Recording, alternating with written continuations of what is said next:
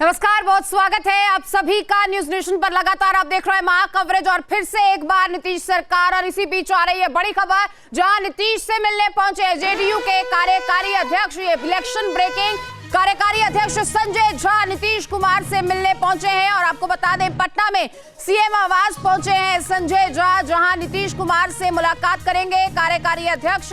और एक बार फिर से वही जश्न का माहौल, वही खुशी की लहर एनडीए में, और नीतीश कुमार से मिलने के लिए संजय झा पहुंचे हैं। जाहिर है कि अब आगे कैसे सरकार चलानी है, क्या करना है, तमाम चीजों पर चर्चा होगी। ये तस्वीरें आपकी टीवी स्क्रीन पर, एनडीए के खाते में 206 सीटें आती हुई नजर आ रही हैं और इसी के साथ इस खेमे में जश्न का माहौल देखने को मिल रहा है। हालांकि ये तस्वीरें आप देखिए, संजय झा पहुंचे हैं,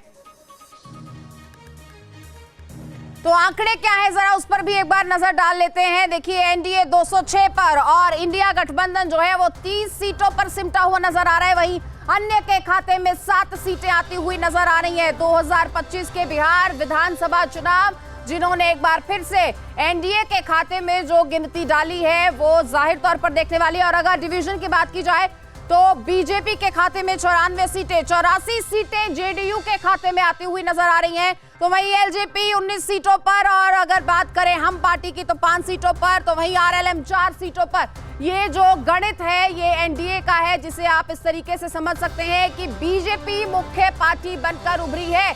तो वहीं अगर जेडीयू की बात की जाए, 84 सीटों पर जेडीयू का आंकड़ा, और इसी के साथ एनडीए में एक दबदबा बीजेपी का 94 सीटों के साथ।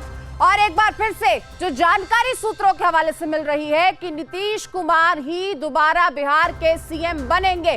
और अगर बात की जाए इंडिया गठबंधन की तो महज 25 सीटों पर आरजेडी सिमटी हुई नजर आती है। और कांग्रेस के खाते में आप देखिए, ये हैरानीजनक आंकड़ा है, कांग्रेस के खाते में महज 2 सीटें।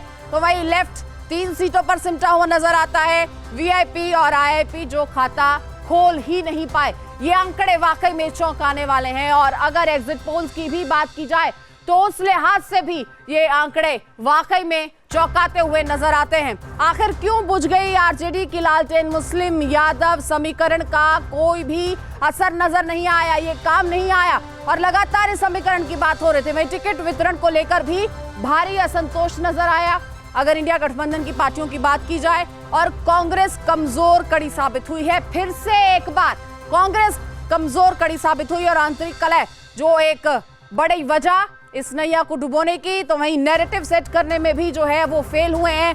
हर घर नौकरी का जो वादा वो रियलिस्टिक नहीं लगा।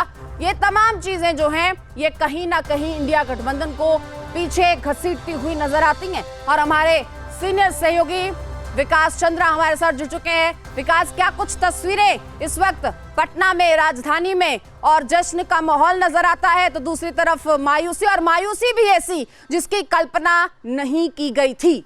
विकास,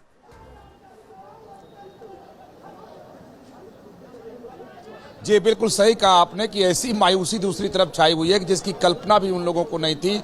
और वो 18 तारीख की शपथ ग्रहण की तैयारी में लगे थे तेजस्वी यादव कि 18 को शपथ लेंगे और 22 तारीख तक बड़े फैसले ले लेंगे।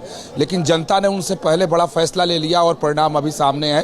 हालांकि अंतिम परिणाम सामने आने वाले हैं। अगर एनडीए की बात की जाए तो चाहे वो जेडीयू का दफ्तर हो, या बीजेपी का दफ्तर हो, या एलजेपी का दफ्तर हो, या जीतनराम मांझी की पार्टी जो हम है उसका दफ्तर हो, सभी दफ्तरों पर उनके कार्यकर्ता जबरदस्त जश्न मना रहे हैं। और ये बीजेपी दफ्तर पटना में जो है, मैं वहाँ मौजूद हूँ। और आप देखें कि जिधर भी देखें अभी तमाम सुबह से लेकर अब तक ढोल बज रहे थे, गुलाल हो रहे थे, आतिशबाजी हो रही थी, फिर यहाँ गाना बजाकर कार्यकर्ता डांस कर रहे थे। और अब शुरू हो गया है बैठकों का दौर, मिलने जुलने का दौर, प्रेस कॉन्फ्रेंस का दौर, जिसे थोड़ी देर बाद जो बीजेपी के प्रभारी बनाए गए थे, महाराष्ट्र के नेता, संगठन के बड़े नेता है विनोद तावड़े, जिनको बिहार का प्रभार दिया गया था, वो प्रेस वार्ता करेंगे और पूरी जानकारी देंगे। उसके साथ ये नीतीश कुमार से उनके प्रदेश अध्यक्ष मिल रहे हैं, कार्यकारी अध्यक्ष मिल रहे हैं। तो अब शुरू हो गया कि आगे की क्या रणनीति हो। वैसे बीच में ही बीजेपी आला कमान ने नीतीश कुमार से बात की और नीतीश कुमार को कहा कि आप ही अगले मुख्यमंत्री होंगे।